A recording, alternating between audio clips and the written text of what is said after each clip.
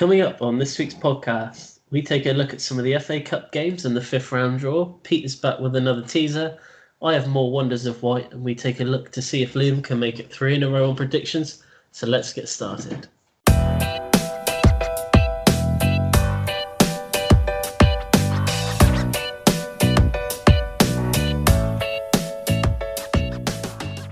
Hello and welcome to episode 19 of View from the Sideline podcast. It's Chris here and Liam is with me as well. Hello Liam. Good evening Chris, how are you? I'm alright, thanks Liam. Good weekend? Yeah, not bad at all. Yeah, it was quite a quiet one for me really, no football. Yeah, it's good for you, and obviously you Villa are playing tonight, aren't they, in the Carabao Cup semi-final, so big game against Leicester. Yep. We are indeed. Still 1-0 at the moment, nearing half time, so I'm sure there will be updates throughout. So going through to potentially to a final. So yeah, and then at Wembley, that would be 5 in 5 years for them. People said we were struggling, so yeah, there you go. Look, what do they know, eh? Exactly. So we've got lots to get through. A lot of FA Cup themed stuff this week on the podcast. But we are going to start with Pete's teaser, which we did get right last week. And so let's see what you got this week, Pete.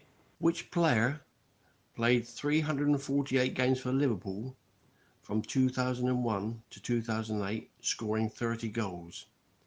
He later played over 100 games for Fulham. Okay, good teaser there, Pete. A couple of names already coming into my head. I think it's just the Fulham bit that's thrown me a little bit. The 100 games, that seems like quite a substantial amount of games to play. Yeah, tricky one that. And it will all depend on how old he was when he actually joined Liverpool, because you think he had 7 years. Yeah, it's quite a long time. I'm thinking defender as well, because only 30 goals. So we'll have a think about that later anyway. But we'll go into the FA Cup from the weekend. So we selected a few of the games that we thought would be good to talk about. The first one is the West Ham-West Brom game, which going into it, I think it could have been either team that could have won this, but obviously it was West Brom that just nicked this one. But I have to say West Ham were really poor at going forward and didn't really create many chances at all. Yeah, they didn't create much at all. It's kind of like their Premier League form went over to the Cup. It was a bit of a... Before the game, you think it could go either way. It's one of those games where I think the bottom of the Premiership and the top of the Championship now, the gap between the two leagues is very small. And with West Brom doing so well at the moment, I actually did fancy them to at least get a draw. Yeah. West Ham going forward, I mean, they spent big money on strikers in the summer and haven't got much to show for it. Really, I don't think. I mean, I don't know about you, Chris. I know that you liked Haller to begin with. Yeah, he's not a 20-goal a year man, is he? He seems to be struggling because they signed him from Frankfurt. Was it Frankfurt they signed him from? I think it was in Germany. Yeah. So because I think he was playing for Frankfurt, because I vaguely remember him playing against Chelsea last season. And that was where Jovic was as well, and he seems to be struggling as well at Real Madrid. So it seems like they are missing each other, because they used to play up front together, and I think both West Ham and Real Madrid don't play with a second striker. They just play with that one up front. So it might be where he's just so used to having someone up there with him. It's just not working out for him. But a great goal from Connor Townsend for West Brom as well. I have to say, it was a really nice hit, that one. But the game, it was just West Brom constantly attacking, and then you think to yourself after half time, are West Ham going to come out and fight for a bit more? They did have a few more chances second half, but they really did struggle to create, and I think Moyes would be quite disappointed in how they actually played overall. Yeah, and he did try and change it up at half time. I think he made 3 changes. It did make a difference in the second half. They looked a little bit more threatening. I think you're right with Allaire. I think he's used to playing with a little guy. It's sort of an old-fashioned big man, little man up front that works well for him. And West Ham, although I think Lanzini played, they do struggle to get midfielders around the striker up front, and I think they're not winning a lot of second balls, and they're not looking too pacey up front. I think these days, so they're not getting in behind anyone. It's very much a lump it up to the big man and see what we can do. But they should really be more about that. With players like Snodgrass in the team, you think the delivery up front is going to be a little bit higher quality than it was, but. For Bilic, I mean, it's a one over his old team. I think West Brom actually played really well. It could have been more. I think it wouldn't have flattered them to have come away with a 2 or 3-0 win. They missed quite a few chances. And it looks like they're going to get promoted this year. I know that there hasn't been too good, but looking at that side that played West Ham so comfortably, you've got to think that is the Premier League quality side, don't you? Oh yeah, definitely. I think they are already set up. They haven't lost too many players, have they? Since they were relegated, and obviously they got Charlie Austin, which he is a Premier League striker. So to have him on board, I think they've done really well. And like you said, I think that they'll come back up. And I don't think they really need to change too much if they do come back up. But we'll have to wait and see. But we'll move on to the whole Chelsea game. It's really hard, this one, because first half I thought that Chelsea played really, really well, but it was as soon as we let in the goal, we looked really, really nervous at the back. It almost like knocked the confidence out of us a bit. I know that we did make changes before the game. We had Tomori and Batshuayi came in, so we changed sort of the back four a little bit. But I thought Kovacic had a really good game. I think he was probably the highlight for Chelsea. It's a game we should have easily won in the first half. I think we could have been 4 or 5-0 up. But Hull were a lot brighter second half. They did have quite a few chances. And Jarrod Bowen, he was causing all sorts of problems for us. It's an exciting prospect. I think Premier League teams I know that are interested in him, but I think it's a matter of time. Oh yeah, well, he definitely didn't do himself any harm in Premier League teams coming after him, because I thought he was Hull's best player by far, and I thought if a Premier League team was scouting him in that game, I think they'd probably be putting in an offer in before the close on Friday. Were you surprised with the team that Chelsea picked? Obviously, Abraham was an enforced change, and Batshuayi came in, but there are a few players that have been around the fringes of the squad this year that would get in a game. Do you think that Lampard maybe could have put? I know you've won, and it doesn't really matter, but I think it's a good chance for Chelsea to get a trophy this year when the league is so far out of your reach and out of everyone's reach. Do you think he should have put out a full strength side, or is there more to come? I don't know. I think he wanted to rest. I think the main aim was to rest a few players, but there were still players in there that have played all season for us. I know Caballero played in goal. I actually thought he had a good game, Caballero, especially some of the saves he made at the end. But I wasn't completely surprised. He brought Gilmore on as well towards the end of the game, but we were already a bit under the cosh a bit by then, so he didn't really get too much time to show what he can actually do. But yeah, I think I was just glad when the final whistle went and we were through, to be honest. But a couple of positives I think they'll take from it. But they've got a huge game coming up this weekend against Leicester away.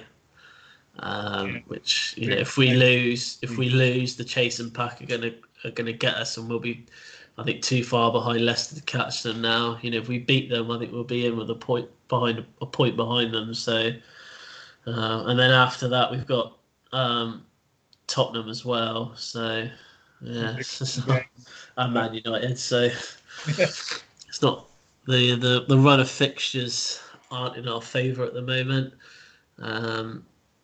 Transfer wise, yeah, a lot's been said over the last couple of days. Will they? Won't they? I said last week. I think if they were going to bring anyone, I think they would have done it by now. And I don't really see them being linked to too much other than Cavani at the moment. But I don't really know if they see him as a long-term option or what really. But it's just been one of those things really with the transfer window. We got our appeal overturned, and it just seems like a shame not to actually buy anyone, to go to all that trouble when they're not actually buying anyone. It just seems a bit silly, really. I did hear Chelsea joining the race for a certain Jack Grealish the other day. I think that was in the Birmingham Mail or something. I don't know whether you're at the front of the queue, but would you be happy with him at Chelsea? I think he'd be a good addition to the squad, but I think midfield is where we're actually okay in midfield. I think we've got enough players there with Kovacic, Jorginho, Kante, Barkley, Loftus-Cheek when he comes back, Mount. It's where you put him. I think for Grealish.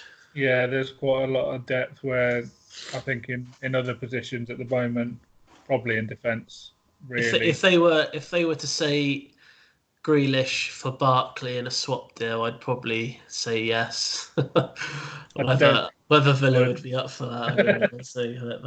But yeah, I was happy with the win, and hopefully, like you said, we can go on and have a decent cup run now. But one team that won't, unfortunately, be having a decent cup run is Tranmere. Obviously, since the last podcast, they actually beat Watford in their replay as well. But unfortunately, they went down to Manchester United on Sunday, and it wasn't just by the odd goal. Unfortunately for them, it did end up 6-0. Maguire, his opening goal, hit that pretty well, didn't he? Oh, great hit for centre half. And Maguire, Jones and Lingard scoring in the same game is a rare collector's item, really, isn't it? Just Lingard on his own getting a goal. Yeah. It's more than I did text someone that we work with to say don't get too excited. It is only a League One side. And I got a text back to say I knew that was coming. I just think 6-0. I've read comments on Twitter to say this is going to be the turning point for them, but I personally just don't see it myself. I know you've just come off the back of a 6-0 win, but they are a League One side who had just played 120 minutes against another Premier League side literally 3 days before. So I wouldn't look too much into this result, I think, if you're a Man United fan. Not to say they didn't play well. I thought they created a lot of chances, and obviously 5 up at half-time. Just took the foot off the gas a bit second half.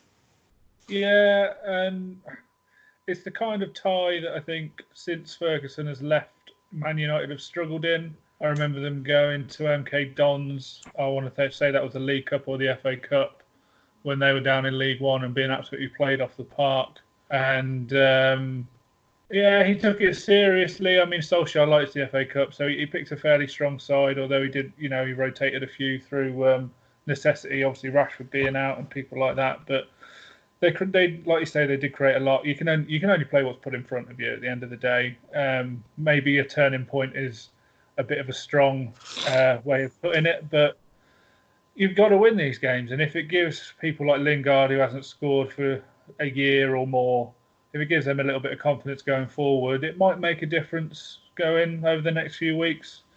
I don't know. Personally, I think a lot of the players in the dressing room will sit there and think, well, it's just League One Tranmere. But yeah, it was a good win, to be fair, for them. To be 5-0 up at half-time, you've got to say it probably could have been more. Tranmere did look tired, and probably rightly so. It's a bit of a harsh fixture list for them. I thought they might have delayed the game a little bit and maybe had it at some point during this week, considering the replay was only played. Or even Monday night. I think they could have helped them. And especially with the complaints about the pitch as well beforehand, you think they'd maybe give the groundsman an extra couple of days to get it sorted. But I guess TV companies are paid to have it on a certain day, so they have to. But yeah, the other one I wanted to mention was Greenwood getting his goal in the second half. He's is he the man to replace Rashford? Do you think he scored in every competition so far this season? Yeah, I'm not sure. He is still quite young. I just don't think I've seen enough of him really to say is he the man to replace Rashford. He seems a very striker. I think Rashford has a bit of pace and will run at people, whereas I think Greenwood's more a 18-yard box type striker. Yeah. Don't you think? To be fair, they don't really have any other option at the moment either, with Rashford being out. I think, but it's good that he's getting a lot of game time. But like you said, yeah, I think he'll be more of your sort of poaching sort of striker, I think, rather than the pace. Yeah, I think he's got a bit of pace, but probably not as much as Rashford. But they might complement each other if they were to play two up front. You never know. I wish teams would give it a go a little bit more often, because the amount they just don't like it, do they? Well, you've got to look at take Chelsea, and with Abraham now starting, that was through an enforced transfer ban. If that hadn't have happened, I don't think he probably wouldn't have got a game, and you've missed out on a good striker. He's got quite lucky Chelsea by being given that platform. But I think if a young striker's coming through your club, they've got to get game time. And if you're playing one striker up front, I don't think it does them any good at all, really. And I think it's only good for England that he's starting to play, Premier League and Champions League games at this age. Yeah, well, hopefully he gets picked in the summer, Abraham, but we'll have to wait and see what Southgate's thinking is there. Hopefully with Kane being out, he'll get a chance, Abraham, but we'll wait and see, because they've got a few friendlies coming out, haven't they? So I'm sure he'll be probably using some players that he hasn't used before, probably like Danny Ings. I think will get a call up and be used at some point. Yeah, I think rightly so. We'll have to wait and see, but we'll move on to the Shrewsbury-Liverpool game. Didn't really see this one coming. No, what a game! Yeah, this is your proper FA. Out of all the games this weekend, this was your proper FA Cup sort of tie, when it 2-0 down, chasing the game, League One side, and ended up getting a 2-2 draw, which is obviously a fantastic result for them. And then for them to hear that, obviously, Klopp has already said that he is going to put out the youth side against them in the replay. It's a lot of incentives there, I think, for Shrewsbury, and I think you have to say they second half they were awesome. They were absolutely brilliant and fully deserved to come out of it with a draw. It was a great game to watch, to be fair. I was criticising the TV selections when they first came out, because I naively thought that Bristol City were going to get through, and it was just going to be a Championship versus Premiership side. So for Shrewsbury to even there was amazing. And then to take Liverpool, and you can say they made changes, which they did. They brought Firmino and Salah off the bench towards the end. It didn't really make too much of a difference. But having said that, it wasn't the youth team that Liverpool played against Villa. I would actually say it was probably a little bit more experienced, perhaps, than the team they put out against Everton. Maybe close. Obviously, Curtis Jones was very young. I think they had the two fullbacks were quite young. But, Matip was playing. Oxlade-Chamberlain, I think, came on, perhaps. But he was definitely there. Origi was up front. And, yeah, it wasn't a youth team in the sense of they were all under 18 players, and it just seemed like Shrewsbury wanted it more, especially in the second half. Although hilarious own goal to make it 2-0, you have to feel sorry for it. But I don't know what he was thinking of doing. And if it wasn't for that, Shrewsbury would have probably been through. To be fair, they showed a lot of heart and commitment, and it was more than what Liverpool was showing, and I think that's what got them the goals in the second half. I don't think Klopp was particularly happy that it's gone to a replay. He didn't look that happy at the end of the game, if I'm honest. Well, I But think the it's brought up replay the whole is annoying. situation. Yeah. I think the replay is happening in the winter break, or the And supposed winter break, which was is there? Yeah. So the winter break is split up, isn't it? So half of the teams play 1 week and then get a week off, and then the other half teams have their week off first and then play on the second week. right. And the FA Cup replay is on the week that Liverpool are scheduled to have a week off. And that's the reason why he's obviously come out and said that they can. Obviously, they won't be putting out their first team because they'll be on a break. So Personally, I think he's only got himself to blame, really, for putting out a team like that. yeah, if he doesn't want, Yes, but yeah, if you want to avoid a replay, don't put go out, to a team yeah, that's going to be for it and play a second string team. yeah. At least play one of Mane, Firmino, Salah. I don't get the logic because you've just added an extra game to your season. Like, it was always going to be a risk when he played that side. He's So, learned a valuable lesson. yeah, he never seems to take the FA Cup seriously. I think they said in commentary that he'd been knocked out at the fourth round every year that he's been in it, which I think is quite a surprising stat, really, for someone who's won as much as he has. But great for Shrewsbury, absolutely brilliant for them. Don't care what Piers Morgan says on Twitter.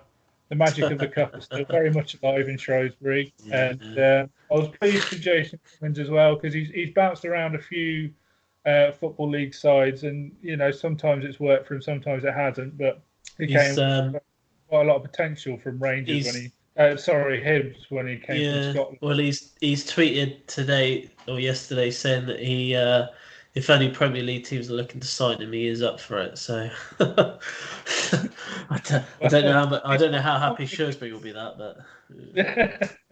but yeah. Well, he's confident, but he took his goals very well. I know one was a penalty, but the second one was a good finish, and he caused some problems when he came on. Definitely, but so that will go to a replay. There were obviously other games this weekend, and these are the ones that are good. So Northampton and Derby ended 0-0. Coventry Birmingham was 0-0. Newcastle Oxford was 0-0. Reading Cardiff 1-0. Saints and Tottenham was 1-0. So all those games will go to a replay. Sheffield Wednesday beat QPR 2-1. Norwich beat Burnley 2-1. Sheffield United beat Millwall 2-0. And last night, Arsenal beat Bournemouth. Just quickly on the Bournemouth situation. Out of the FA Cup now. Arsenal didn't put out a particularly strong side. What is going to happen to Eddie Howe, do you think? Do you think he will leave before he's sacked or sacked before he can leave? I think the club owe him enough to let him decide when he leaves. And I think they're well run enough to let that happen. So I think that if the going really gets tough, I think Howe will decide to maybe leave rather than the board sack him. Yeah. And I think he's basically made himself an unsackable manager. Personally, I don't think they have any right to, from taking him for League Two all the way to the Premier League. So yeah, I think if he's gonna go, he's gonna go on his own accord. I think by the end of next month, I think it will be very clear whether if he's still there or if he is actually going to go. I think I think they've got a few games in there against some of the teams below them as well in February. So yeah, they've definitely got to play Villa at some point. So yeah, so it's going to be good to see. Just a quick update on the draw from last night. Manchester City getting Sheffield Wednesday, which is quite a nice tie for Sheffield Wednesday, especially being home. Sheffield United will play Reading or Cardiff. So Chelsea will play the winner of Shrewsbury or Liverpool. So there's no guessing there, Liam, which team I'll be cheering for in the replay between Shrewsbury and Liverpool. Yeah, well, You never know. If Klopp continues this way, he might put out an under-18s team Yeah. if they get so. You never, but yeah, I think everyone apart from Liverpool will be rooting for him in that one. Yeah, so West Brom got a nice home draw. They'll play Newcastle or Oxford, which I think even if they get Newcastle, I think they'll have a good chance of winning that one.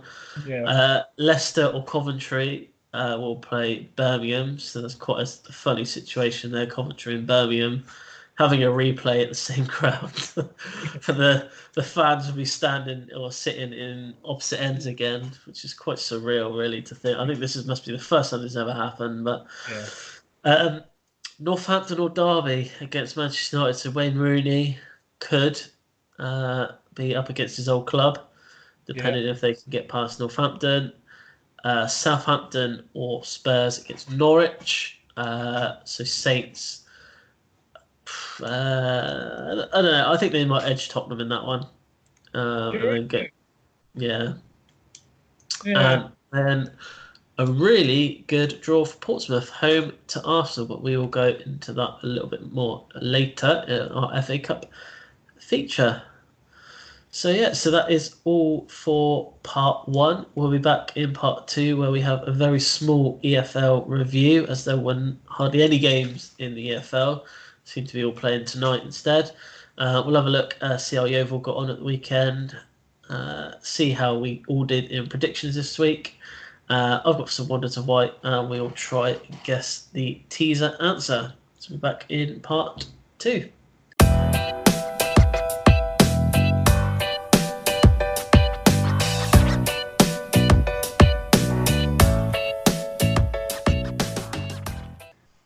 Hello and welcome back to part 2 of this week's podcast. We're going to go straight into the EFL review and straight into League 2. So Swindon remained top after a 3-0 win against Port Vale. Exeter in second could only manage a 0-0 draw with Colchester at home. Plymouth are third. They beat Stevenage by 2-1. Crewe are in fourth. They drew 2-2 with Scunthorpe. Colchester fifth. Northampton are sixth. They didn't play. And seventh are Bradford, who lost 3-0 to Mansfield. So Stevenage do remain bottom after their 2-1 defeat to Plymouth. And just above them in 23rd is Morecambe. They actually managed to draw with Cambridge. There are a few games going on tonight. So Salford are winning 3-0. Carlisle 4-0 against Forest Green. Oldham are beating Mansfield by 3-0. So top Swindon are winning 1-0 against Colchester. And Exeter and Plymouth are both 1-1 in their games. So going on to the National League, not a good weekend for Yeovil. They unfortunately went down to 1-0 defeat against Woking. So they remain in third, but are now 6 points off Barrow in first, who actually have 2 games in hand. So yeah, it's looking less and less likely for the automatic promotion place for Yeovil, although Barrow are 0-0 against Solihull tonight, so we'll have to see how that one ends. So the FA Cup feature. So obviously this year we've been following a team right from the start. So we've picked up a team. If they win, we carry on with them. If they lose, we then take on the opponents they lost to. So we're still with Portsmouth. So Portsmouth has been our longest running team that we've stuck with, as they just keep winning. So congratulations to them as they progress through to the next round. They beat Barnsley in probably one of the most eventful games in the weekend. They won 4-2. So congratulations to them. And they've set up a nice tie, Liam, against Arsenal. Yeah, it'll be a good game. Which isn't good news for Rich, as Rich is a Tottenham fan. So if Arsenal win, we will be taking on Arsenal as our team. So this is already bad enough for him because he obviously lives in Southampton and he's cheering on Portsmouth. So I was praying for this to come up, to be honest. I was just hoping that Arsenal were going to be our team at some point. So yeah, really happy. So through gritted teeth, he may have to cheer Arsenal on. So predictions, Liam. We are going to test you. You are in for a random drug test this after actually annihilating the competition yet again. And unfortunately, in third place was Laura. She got 12 points. I had 22, and Liam got a huge score of 36. So you weren't far off my highest score. Liam. If if you would have gone How much 2-1 Ports, beat it? I think 42 is the highest. So Another correct score would have done it. yeah, so you were a bit far off with the Portsmouth Barnsley one. You put 1-0 for that one, and the only other one you dropped points on Leicester as well and Chelsea. So yeah, but you had the correct. The only one you actually didn't get right was the Portsmouth one. Yeah, I did quite well this week. But your scores are going up and up and up, which is good. So hopefully next week you don't get as much. So next week, doing the predictions, which will be out sometime this week, is Greg. So some of you who have been listening to the podcast for a while will remember Greg. He's done a few episodes for us back in season 1. So he's back doing predictions. So here we go. Wonders of White, Liam. I know this is your favourite moment. I mean, there's a few FA Cup ones in here. First one is Mr. Jason Cummins. Is the first substitute to score an FA Cup brace against a top-flight opposition whilst playing for a lower league club. The last time that happened was in 2011 and was Nick Barmby when he scored 2 goals for Hull against Wigan. Wow. God, that's a flash from the past. I didn't even realise he was still playing in 2011. Yeah. So this is the first time since 1892 that Manchester United have had 6 different goal scorers in a single game. Wow. Ashley Young is the first English player to play for Inter Milan since Paul Ince in 1997. Oh. And Neymar is the first player to score at least 46 goals in his first 50 Liga 1 matches. And that is a record. He has beat the record, which is held since 1952.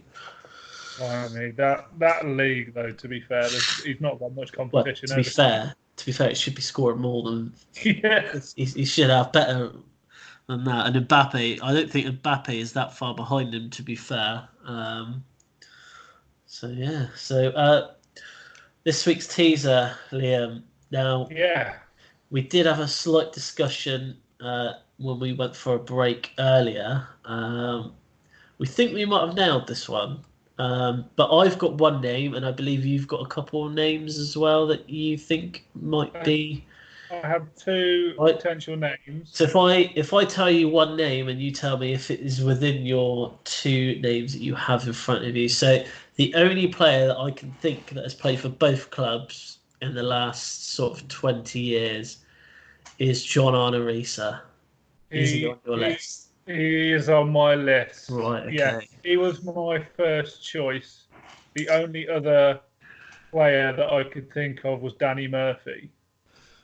Ooh. But I think Danny Murphy, I think he played for Liverpool before 2001.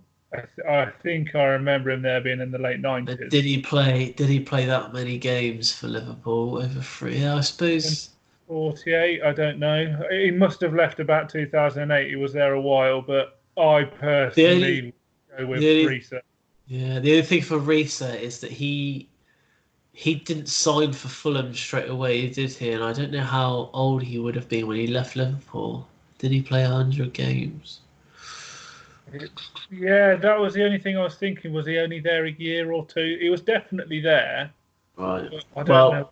I'm happy to go for Risa because he was the only one that I got, and he was in your list. So I think that's about the right time frame, and I think 30 goals because he did used to smack in a few free kicks, didn't he? So let me just get his Wikipedia up. Yes, we were right. So nice. It was John Arnorisa between 2001 and 2008 for Liverpool.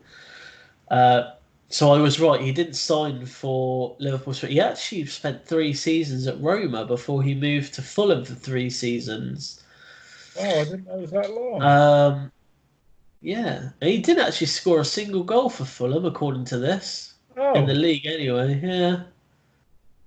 Fulham weren't great around that time. I seem to remember that must have been about the time they got relegated. He only retired from football literally like a season ago. Really? He must have been quite old then. So so after Fulham, he played for Apoel for a season, Then he played for Delhi Dynamos in the Indian Super League. And then he moved to Norway and played for Alalsunds.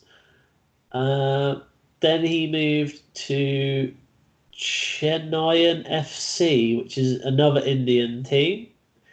And then he retired playing for a club in Norway called Rollon. So, Oh wow! So he's still been around. To be fair to him, he must have been very young when he signed for Liverpool. Then I didn't realise that. he's a sporting director for the Barakaria, which is in Malta. So he's actually the sporting director for a team in Malta at the moment. Wow, man of many talents. Yeah, he must be for Norway, he must be one of the highest international.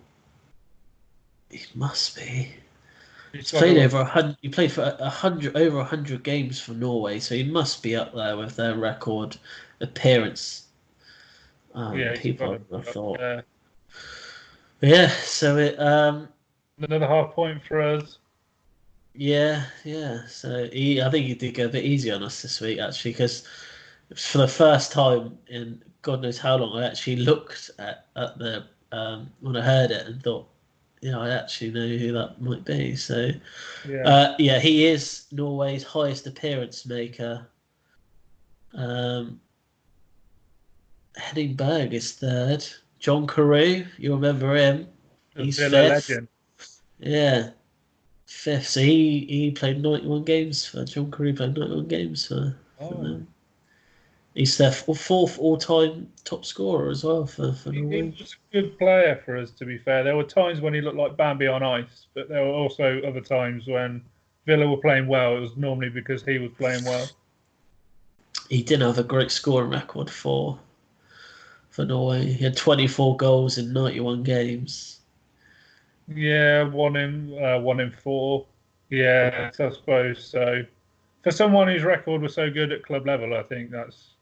But no, I suppose Norway aren't a great team. I don't know how it works in the. Teams. They're not. They've got a fairly decent side at the moment. They've got Nyland. Never heard of him. No, certainly keeping this in the game tonight. They've got a few players for Genk as well. Genk have got a few players. Mats Dali, Sander Berg, which we know very well. Yeah, so do. And obviously Haaland as well. So of course, yeah. I forgot he was. So he will probably be breaking all the records, I would have thought, for Norway. At such a young age, such a good talent as well. Yeah. So